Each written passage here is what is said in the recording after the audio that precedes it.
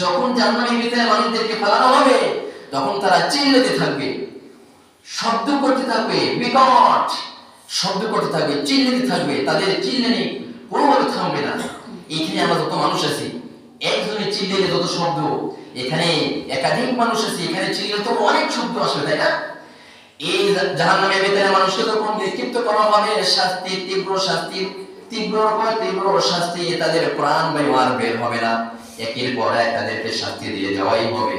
তখন এমন চিল্লাবে, তখন ওর ভিতরে যে ফেরেশতারা থাকবে তখন তারা বলবে, তোমরা যখন দুনিয়াতে ছিলা, তোমাদের দুনিয়ার মধ্যে এই জাহান্নামের ভিতরে আসতে হবে, এই জাহান্নাম থেকে রক্ষা পাওয়ার জন্য কিছু কাজ তোমাদেরকে দুনিয়াতে করা উচিত ছিল।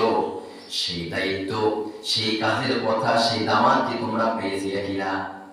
যদি জাহান্নামে যারা যাবে তাদের কি এই চিল্লার এই কষ্ট, অসহ্যকর কষ্ট দেখে সেই জাহান্নামের ফেরেশতারা জিজ্ঞেস করবেন, তোমাদেরকে দুনিয়ায় কি এই বিষয়ে কেউ দাওয়াত দেয়নি?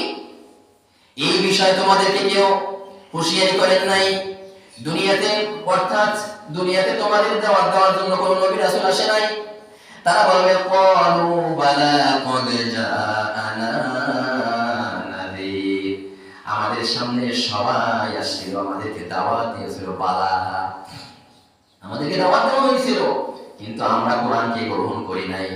আমরা বলছি তোমরা মিথ্যা কথা বলো, তোমরা আমাদেরকে বিভ্রান্ত করো, আল্লাহ পাক কিছু পাঠাই নাই, কোনো কিছু পাঠাই নাই, তোমরা আমাদেরকে বিভ্রান্তি করে তোমাদের পথে, আমাদেরকে মন গড়া পথে আমাদেরকে নেবা, আমরা তোমাদের পথে যাব না।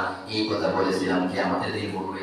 কিয়ামতের দিন যারা জাহান্নামে যাবে, ফেরেশতাদের সামনে তারা এই প্রশ্নের উত্তর দেবেন যে আমাদেরকে দুনিয়াতে কোরআনের দাওয়াত দিয়েছিল, নামাজের দাওয়াত দিয়েছিল, বাড়িতে বাড়িতে মসজিদ ছিল, এলাকায় এলাকায় মসজিদ ছিল, নামাজের জন্য 5 ওয়াক্ত আযান দেওয়া হয়েছিল, কিন্তু আমরা কোনো কিছু গ্রহণ করি নাই।